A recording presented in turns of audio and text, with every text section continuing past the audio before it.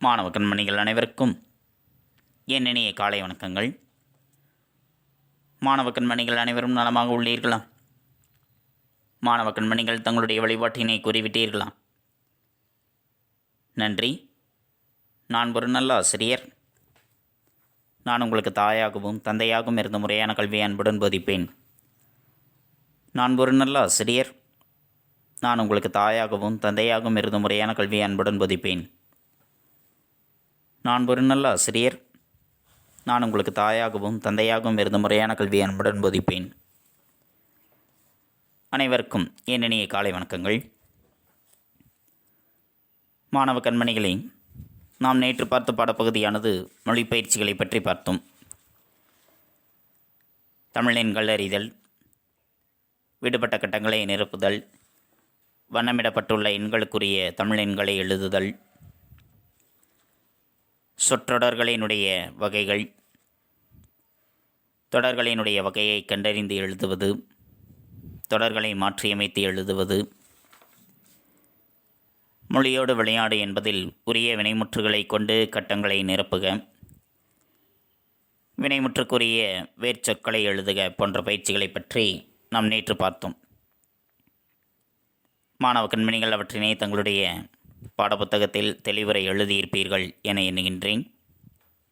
எழுதி கொண்டீர்களா? நன்றி. இன்று நாம் காண்பது திருக்குறள். திருக்குறள் என்பதில் 5 அதிகாரத்தில் இருக்கக்கூடிய 10 குறள்களை பற்றி நாம் காண இருக்கின்றோம். ஒரு அதிகாரத்தில் 10 குறள்களானது இடம்பெற்றிருக்கும். இதற்கு முன்பு வரைக்கும் நாம் பார்த்தது ஏதேனும் ஒரு அதிகாரத்தை பற்றி. ஒரு அதிகாரத்தில் இருக்கக்கூடிய 10 குறள்களை அறிந்து கொள்வதன் வாயிலாக அந்த அதிகாரம் முழுமையும் நமக்கு தெரிய வரும். எவற்றை நாம் பயன்படுத்த வேண்டும், எவற்றை பயன்படுத்தக்கூடாது, எதனை அறிந்து கொள்வது, எவற்றை நாம் விட்டு விடுவது என்பனவற்றை நாம் அதன் வாயிலாக அறிந்து கொண்டோம். ஆனால் இப்பொழுது நாம் காண்பது 5 அதிகாரங்கள். 5 அதிகாரங்கள் வாயிலாக 5 அதிகாரங்களை பற்றியும் நாம் அறிந்து கொள்கின்றோம்.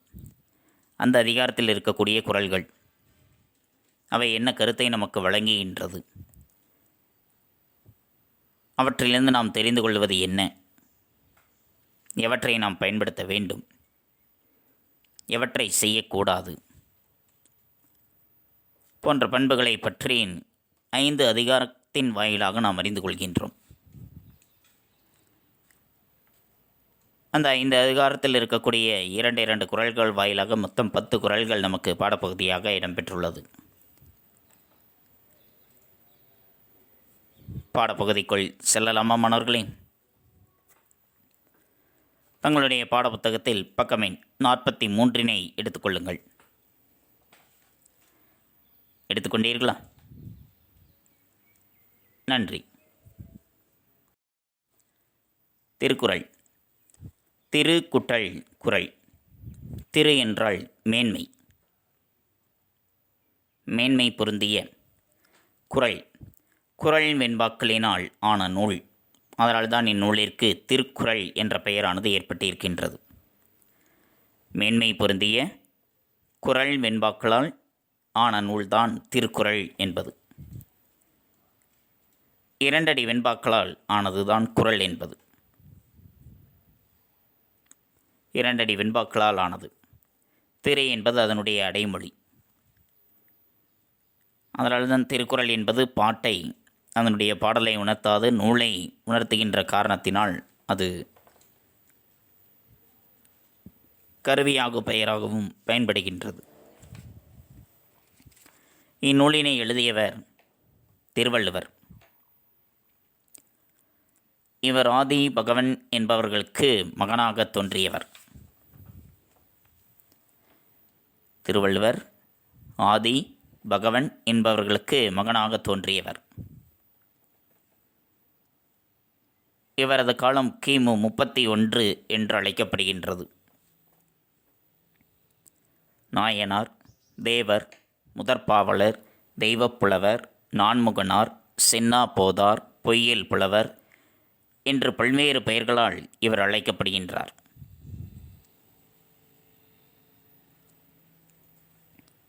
வள்ளுவனை பெற்றதால் பெற்றதே புகழ் வையகமே என்று பாரதிதாசனும், வள்ளுவன் தன்னை உலகினுக்கே தந்து வான்புகழ் கொண்ட தமிழ்நாடு என்று பாரதியாரும் திருவள்ளுவரை புகழ்ந்து பாடியிருக்கின்றார்கள்.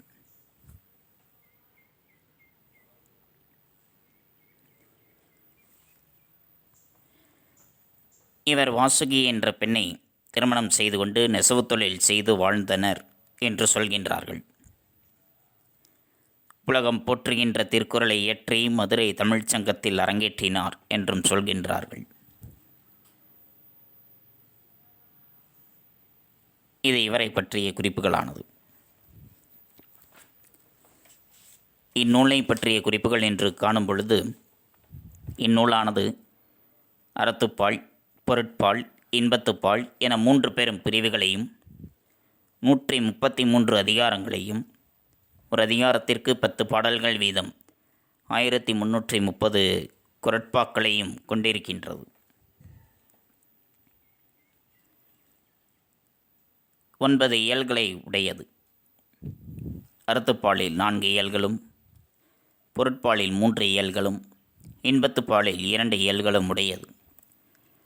அறத்துப்பாலில் பாயிரவியல், இல்லறவியல், துறவறவியல், ஊழியல் என்ற 4 இயல்களையும், பொருட்பாலில் அரசியல், அமைச்சியல், ஒழிவியல் என்ற 3 இயல்களையும், இன்பத்துப்பாலில் களவியல், கற்பியல் என்ற 2 இயல்களையும் உடையது. இந்நூலானது முப்பால், உத்தரவேதம், தெய்வநூல், திருவள்ளுவர், பொய்யாமொழி, வாயுரை வாழ்த்து, தமிழ்மறை, பொதுமறை போன்ற பல பெயர்களில் அழைக்கப்படுகின்றது. 17 கீழ்கணக்கு நூல்களுள் ஒன்று திருக்குறளானது. திருக்குறளானது ஆங்கிலம், கிரீக், லத்தீன் போன்ற உலக பெருமொழிகள் பலவற்றில் மொழிபெயர்க்கப்பட்டிருக்கின்றது. ஏறத்தாழ 100க்கும் மேற்பட்ட மொழிகளில் திருக்குறளானது மொழிபெயர்க்கப்பட்டிருக்கின்றது. இந்நூலில் இருக்கக்கூடிய கருத்துக்களானது அனைத்து விதமான மனிதர்களுக்கும், இவ்வுலகில் உள்ள அனைவருக்கும், சாதி, மத, இன வேறுபாடு என்ற எவற்றையும் காட்டாமல் அனைவருக்கும் பொதுவான கருத்துக்களை கூறுகின்ற காரணத்தினால் உலக பொதுமறை என்று அழைக்கப்படுகின்றது. ஆளும் வேலும் பல்லுக்குருதி, நாளும் ஈரண்டும் சொல்லுக்குருதி என்பது இந்நூலினுடைய பெருமையை உணர்த்தக்கூடிய பழமொழி. ஆளும் வேலும், ஆலமரத்தினுடைய குச்சியும் வேலமரம், கருவேல மரத்தினுடைய குச்சியும் பல்லுக்கு உறுதியை தரும். அவற்றை பயன்படுத்தி நாம் பல் துலக்கினோம் என்றால், அதேபோல் நாளும் ஈரண்டும், 4 அடிகளை உடைய நாலடியாரும் 2 அடிகளை உடைய திருக்குறளும் சொற்களுக்கு உறுதி தருவதாக இருக்கும். திருவள்ளுவ மாலை என்ற நூலானது திருக்குறளினுடைய பெருமையை விளக்குவதாகவே அமைந்திருக்கின்றது. அனைத்து புலவர்களாலும் மேற்கோளாக எடுத்தாளப்படுகின்ற பெருமை மிக்கது திருக்குறள். இடைக்காடனார் கடுகை துளைத்தேள் கடலை புகட்டி குறுகத் தரித்த குறள் என்று சொல்கின்றார். கடுகு மிக நுண்ணியது. மிக நுண்ணியதாக இருக்கக்கூடிய அந்த கடுகினை துளைத்து 7 கடலையும் அதனுள் புகட்டி அந்த அளவிற்கு ஏராளமான கருத்துக்களை தன்னுள் புதைந்து வைத்திருக்கின்றது திருக்குறள் என்று சொல்கின்றார். ஔவையார் அணுவை துளைத்தேள் கடலை புகட்டி குறுகத் தரித்த குறள் என்று சொல்கின்றார். அணு மிக நுண்ணியதாக இருக்கக்கூடியது. அந்த அணுவினை துளைத்து 7 கடலையும் புகட்டினாள் எப்படி இருக்குமோ அதுபோன்று பல்வேறு விதமான கருத்துக்களை தன்னுள் அடக்கி வைத்திருக்கின்றது திருக்குறளானது என்று சொல்கின்றார். அந்நூலினுடைய சிறப்பினை போற்றி இத்தகைய பெருமை மிக்க திருக்குறளிலிருந்து 5 அதிகாரங்கள் வாயிலாக 10 குறட்பாக்களை நாம் அறிந்து கொள்ள இருக்கின்றோம். பாடப்பகுதிக்குள் செல்லலாமா மாணவர்களே? நன்றி.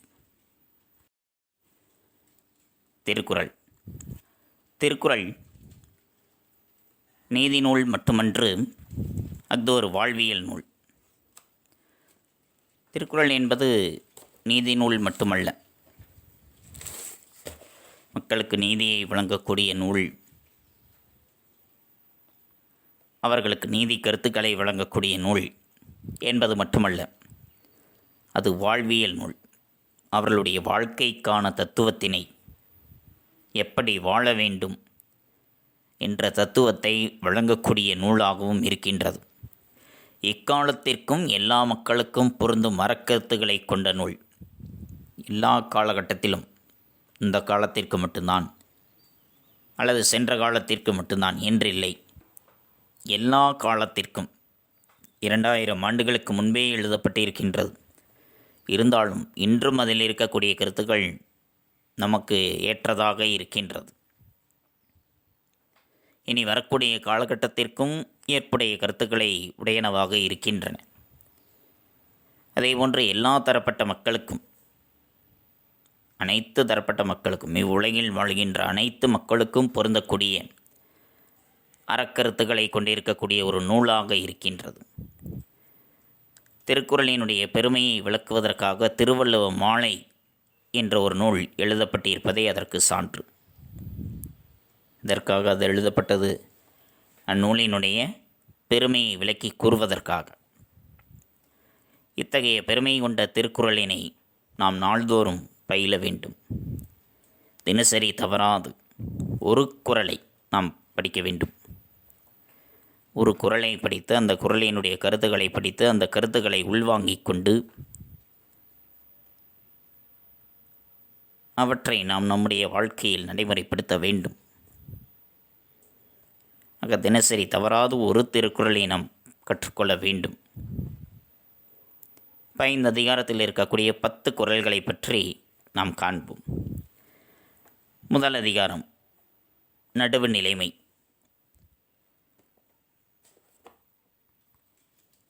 நடுவு நிலைமை பண்போடு இருப்பது, எந்த பக்கமும் சாயாமல் நடுநிலைமையாக நின்று நீதியை நிலைநாட்டுவது. ஒரு தராசினை போல, தராசினுடைய முள்ளானது எப்படி இருபக்கமும் சாயாமல் நேராக நின்று தன்னுடைய சரியான எடையை காட்டுமோ, அதனை போல, அந்த துலாக்கோலை போல நடுவுநிலைமை பண்போடு இருக்க வேண்டும் என்பதை பற்றியதுதான் இந்த அதிகாரம். அதில் முதல் குறள், தக்கார் தகவிலார் என்பது அவரவர் எச்சத்தால் காணப்படும். தக்கார் தகவிலார் என்பது அவரவர் எச்சத்தால் காணப்படும். தக்கார், தக்கார் என்பவர் நடுவு நிலைமை உடையவர். நடுவு நிலைமை உடையவர்.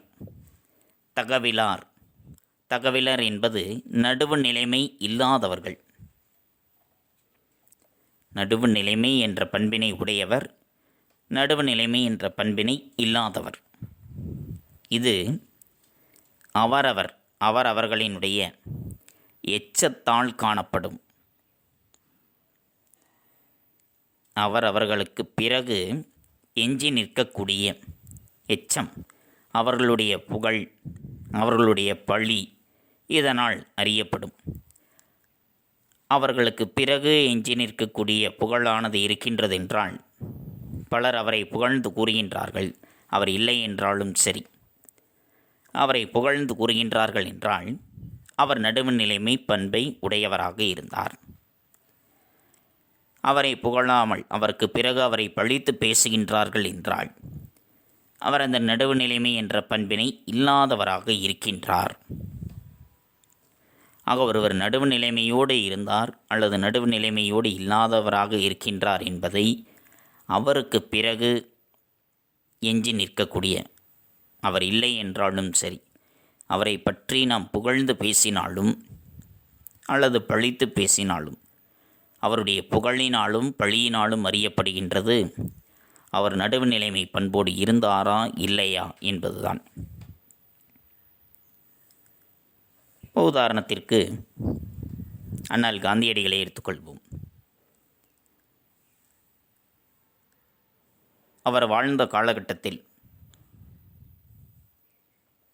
அகிம்சை வழியை போதித்தார் மக்களுக்கு. அகிம்சை வழியிலேயே நம்முடைய நாட்டிற்கு விடுதலை பெற்று தந்தார். அவர் மறைந்தாலும் சரி, இன்றும் கூட அவருடைய புகழானது நிலைத்து நிற்கின்றது. அவரை நாம் புகழ்ந்து பேசிக்கொண்டு தான் இருக்கின்றோம். இந்த உலகம் இருக்கும் வரைக்கும் அவருடைய புகழை நாம் கூறிக்கொண்டே தான் இருப்போம். ஏனென்றால் அவர் அகிம்சைவாதியாக இருந்தார். தன்னுடைய வாழ்நாள் முழுவதிலும் அகிம்சையை போதித்தார். உண்மையை பேசுபவராக விளங்கினார். அதனால்தான் அவரை நாம் புகழ்ந்து பேசுகின்றோம். அவருக்கு பிறகும் கூட அவருடைய புகழ்ச்சியானது நின்று கொண்டே இருக்கின்றது. அதற்கு காரணம் என்ன? அவர் தன்னுடைய வாழ்க்கையில் நடுவுநிலைமை பண்போடு இருந்தார் என்பதுதான். அதனால்தான் அவருக்கு பிறகும் கூட அவருடைய புகழானது நிலைத்து நிற்கின்றது. ஆக அந்த புகழின் மூலமாக நாம் அறிந்து கொள்வது என்னது? அவர் நடுவு நிலைமையோடு இருந்தார் என்பதை நாம் அறிந்து கொள்கின்றோம். அதேபோன்று மறைந்த பெருந்தலைவர் காமராசர் அவர்கள் இன்னும் சில தினங்களில் கூட காமராசரினுடைய நினைவு நாள் வர இருக்கின்றது. அதே தேதியில் நம்முடைய அண்ணல் காந்தியடிகளினுடைய பிறந்தநாளும் வர இருக்கின்றது. மறைந்த பெருந்தலைவர் காமராசர் அவர்கள் அவர் மறைந்து பல ஆண்டுகள் ஆனாலும் இன்னும் அவரை புகழ்ந்து கொண்டுதான் இருக்கின்றோம்.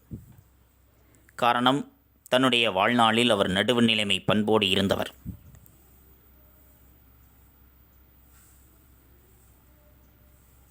எந்த பக்கமும் சாயாமல் நடுவுநிலைமை பண்போடு இருந்தவர். தான் தொண்டு செய்வதே தன்னுடைய மக்களுக்காகத்தான் என்று அயராது பாடுபட்டவர். தனக்கென்று எவற்றையும் வைத்துக்கொள்ளாது மற்றவர்களுக்கு வாரி வழங்கியவர். மிக எளிமையான வாழ்க்கையை வாழ்ந்தவர். நாட்டினுடைய முதலமைச்சராக இருந்தாலும் சரி, மிக எளிமையான வாழ்க்கையை வாழ்ந்தவர் அவர். அதற்கு காரணம், அவர் நடுவுநிலைமை பண்போடு இருந்தார். அதனால்தான் அவருக்கு பிறகும் கூட அவருடைய புகழானது இன்றும் நிலைத்து நிற்கின்றது. ஆக ஒருவர் நடுவுநிலைமை பண்போடு இருக்கின்றாரா இல்லையா என்பது அவருக்கு பிறகு எஞ்சி நிற்கக்கூடிய, அவருடைய மறைவுக்கு பிறகு எஞ்சி நிற்கக்கூடிய புகழ், பழி, இவற்றின் மூலமாகத்தான் நாம் அறிந்து கொள்கின்றோம் அவர் நடுவுநிலைமை பண்போடு இருந்தாரா இல்லையா என்பது. அவருக்கு பிறகும் புகழானது நிலைத்து நிற்கின்றது என்றால் அவர் நடுவு நிலைமையோடு இருந்தார். அவருடைய மறைவுக்கு பிறகும் அவரை பழித்து பேசுகின்றார்கள் என்றால் அவர் நடுவு நிலைமை என்ற பண்பை இல்லாதவராக இருந்தார் என்று சொல்கின்றார்கள். புரிந்ததா மன்னர்களே? அடுத்து இரண்டாவது குறள். சமன் செய்து சீர்தூக்கும் கோல்போல் அமைந்து ஒருபால் கோடாமை சான்றோர்க்கு அணி. சமன் செய்து சீர்தூக்கும் கோல்போல் அமைந்தொருபால் கோடாமை சான்றோர்க்கு அணி. சமன் செய்து, சமன் சமமாக இருந்து, தான் சமமாக இருந்து, சீர்தூக்கும் தன் மீது வைக்கப்படுகின்ற பொருள்களினுடைய எடையினை தன்னை சமனாக செய்து கொண்டு தன் மீது வைக்கப்பட்டிருக்கக்கூடிய பொருள்களினுடைய எடையினை சீர்தூக்கி காட்டக்கூடிய கோல் போல். கோல் என்பது துலாக்கோல், தராசு. கோல் என்பது தராசு. தன் மீது வைக்கப்பட்டிருக்கக்கூடிய பொருள்களினுடைய எடையை துலாக்கோளானது, தராசானது சரியாக காட்டும். ஒரு பக்கம் எடைக்கல்லானது இருக்கும், இன்னொரு பக்கம் பொருளை நாம் அதன் மீது வைப்போம். அதனுடைய இரண்டு தட்டுகளில் அந்த எடைக்கல்லினுடைய அளவிற்கு ஏற்றவாறு பொருள்களை வைக்க வேண்டும். அதனுடைய அளவு குறைகின்றது அல்லது கூடுகின்றது என்றால் அதனுடைய முள்ளானது நேராக நிற்காது. அளவு குறைகின்றது என்றால் அந்த எடைக்கல் இருக்கக்கூடிய பக்கமாக அதனுடைய முள்ளானது சாயும். அல்லது பொருளினுடைய அளவு அதிகமாக இருக்கின்றது என்றால் அந்த அளவு இருக்கக்கூடிய இடத்தில் அதனுடைய முள்ளானது சாயும். இரண்டும் சரிசமமாக நின்றால்தான் அதனுடைய முள்ளானது நேராக நிற்கும், தராசு தட்டும் நேராக இருக்கும், சமமாக இருக்கும். அப்படி தன்னுடைய எடையை சரியாக காட்டக்கூடிய, தன் மீது வைக்கப்பட்டிருக்கக்கூடிய பொருள்களினுடைய எடையை சரியாக காட்டக்கூடிய அந்த துலாக்கோலினை போன்று, தராசை போன்று அமைந்தொருவாள் கோடாமை சான்றோருக்கு அணி. சரியாக காட்டக்கூடிய அந்த துலாக்கோலை போல கோடாமை, நடுவு நிலைமை என்ற பண்போடு நின்று செயல்படுவதுதான் சான்றோருக்கு அணி. சான்றோர்களுக்கு அணி, அணி என்றால் அழகு. அதுதான் சான்றோர்களுக்கு அழகு என்பதை. தான் சமமாக இருந்து தன் மீது வைக்கப்படுகின்ற பொருள்களினுடைய எடையை துலாக்கோளானது சரியாக காட்டும். அதனைப் போல நடுவு நிலைமையோடு செயல்படுவதுதான், அந்த துலாக்கோளை போல நடுவு நிலைமை பண்போடு செயல்படுவதுதான் சான்றோர்களுக்கு அழகு என்பது. அதனைத்தான் வள்ளுவர் வலியுறுத்துகின்றார்.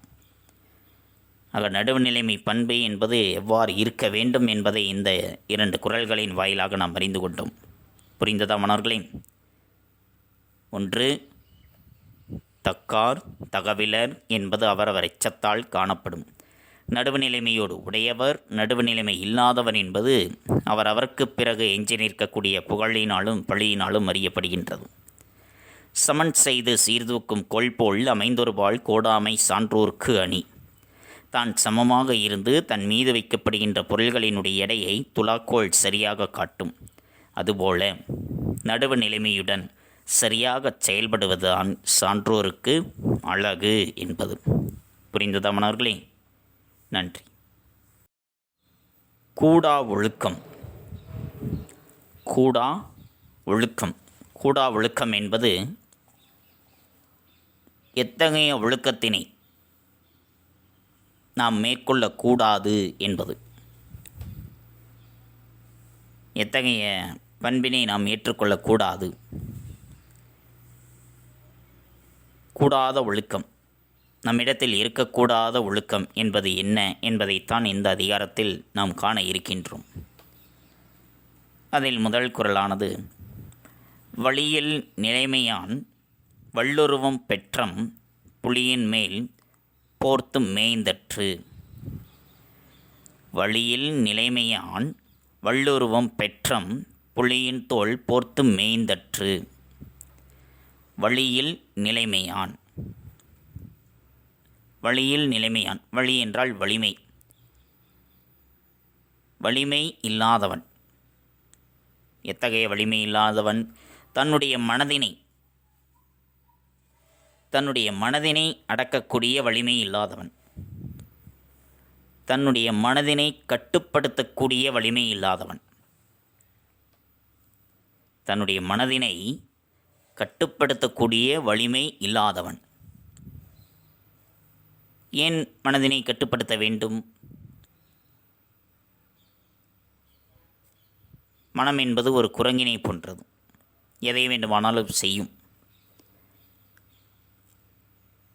அது நன்மை தீமை என்ற 2 செயல்களையும் செய்யும். அந்த 2 மூலமாக விளையக்கூடிய விளைவுகளானது நம்மைத்தான் வந்து சேரும். நன்மை செய்தால் நன்மை விளையும், தீமை செய்தால் தீமைதான் நமக்கு விளையும்.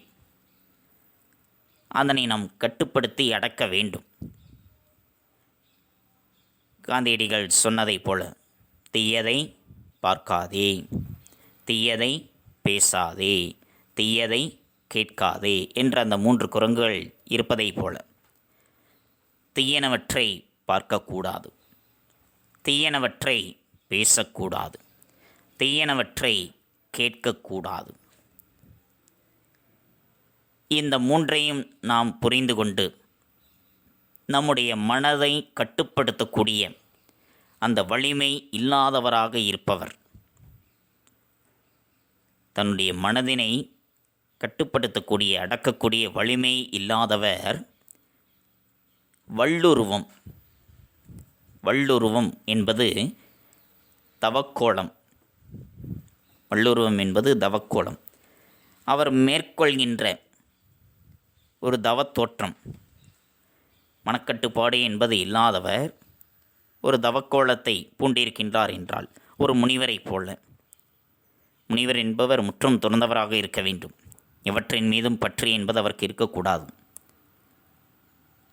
அப்படி முற்றும் துறந்த முனிவரை போன்று ஒரு தவக்கோலத்தை பூண்டிருக்கின்றார் என்றாள்.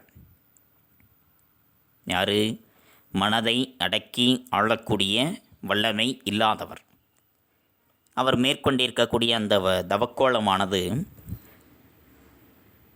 பெற்றம் என்பது பசு. பசுவானது புலியினுடைய தோலை போர்த்து மேய்ந்தற்று. புலியினுடைய தோலை போர்த்தி கொண்ட ஒரு பசுவானது பயிரை மேய்ந்ததை போன்றது. புலியினுடைய தோலை போர்த்து கொண்டு பயிரை மேய்கின்ற பசுவை போன்றது. பசுத்தோல் போர்த்திய புலி என்று சொல்வார்கள் அல்லவா, அதுபோன்றுதான். புலியினுடைய தோலை போர்த்தி கொண்ட அந்த பசு பயிரை மேய்ந்ததை போன்றதாம். அப்போ அதனை பார்க்கும் பொழுது புலியானது பயிரை மேய்கின்றது. புலி புல்லை திங்குமா என்று சொல்வோம். அதனை பார்த்தால் புலி புல்லை தின்கின்றது என்று நினைப்பதை போன்று ஆகிவிடும். ஆனாலும் அது இல்லாத ஒன்றைத்தான் சொல்கின்றார். புலியினுடைய தோலை பசு பொத்தி கொள்ளாது. இருந்தாலும் அது பார்ப்பதற்கு பசுதான். ஆனாலும் அது எதனுடைய தோலை பொருத்தி இருக்கின்றது? புலியினுடைய தோலை பொருத்தி இருக்கின்றது. இப்போ புலியினுடைய தோலை போர்த்தி கொண்டே இருக்கின்றது என்றால் புலி போன்ற செயலைத்தான் அது செய்ய வேண்டும். ஆனால் அது எத்தகைய செயலைத்தான் செய்கின்றது? தான் பசு என்பதை மறந்து தன்னுடைய செயலைத்தான் அது செய்கின்றது. அதனை போன்றது தன்னுடைய மனதை அடக்கக்கூடிய வல்லமை இல்லாதவர்.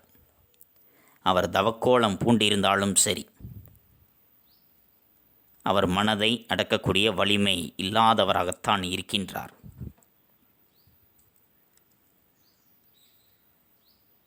ஆக நம்முடைய மனதை அடக்கக்கூடிய வல்லமையை நாம் பெற்றிருக்க வேண்டும். நம்முடைய மனதினை நாம் தான் கட்டுப்படுத்த வேண்டும். ஐம்புலன்களை மடக்கி ஆள வேண்டும்.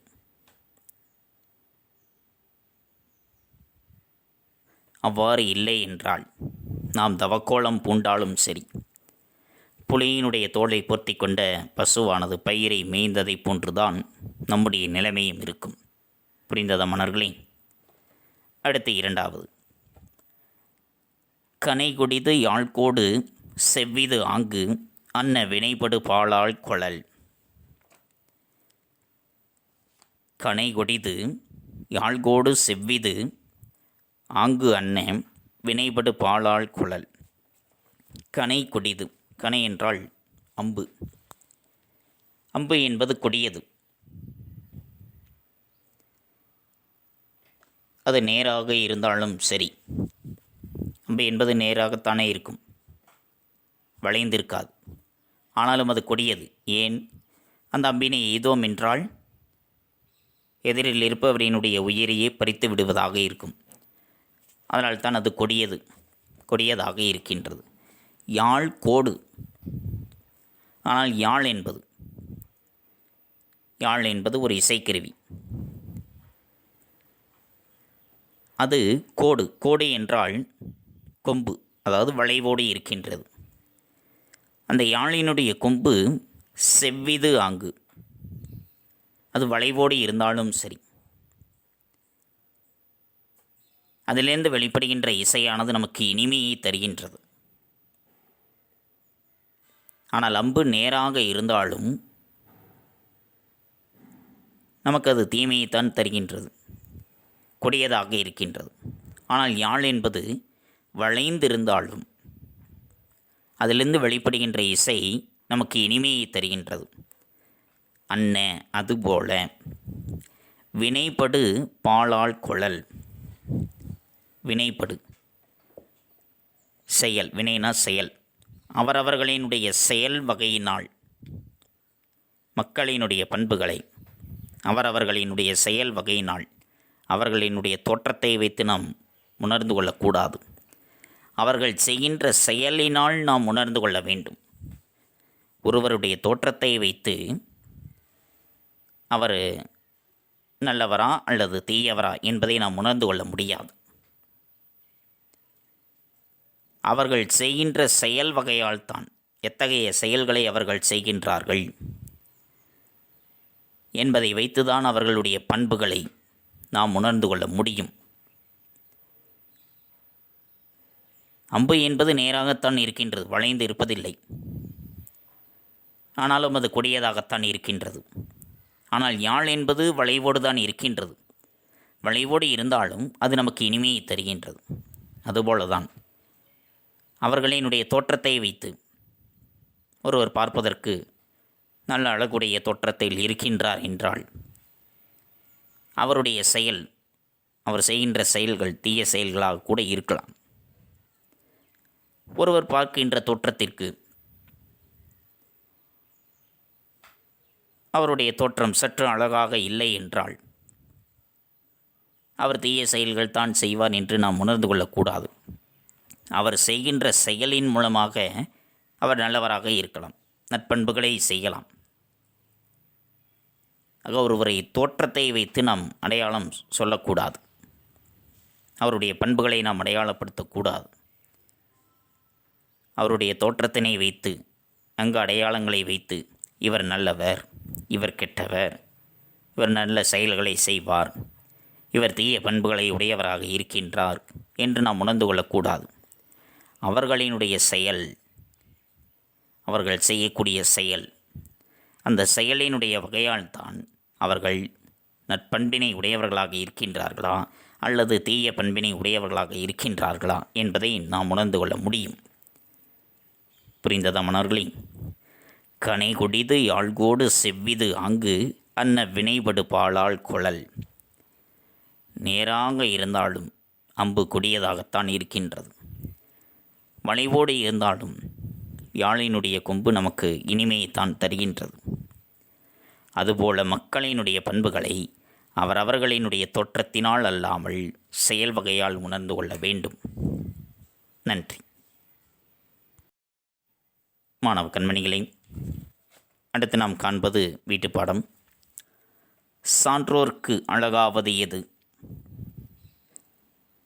துலாக்கோல் பொருள்களின் எடையை சரியாக காட்டுவது போல் நடுவு நிலைமையுடன் செயல்படுவது சான்றோர்க்கு அழகாகும்.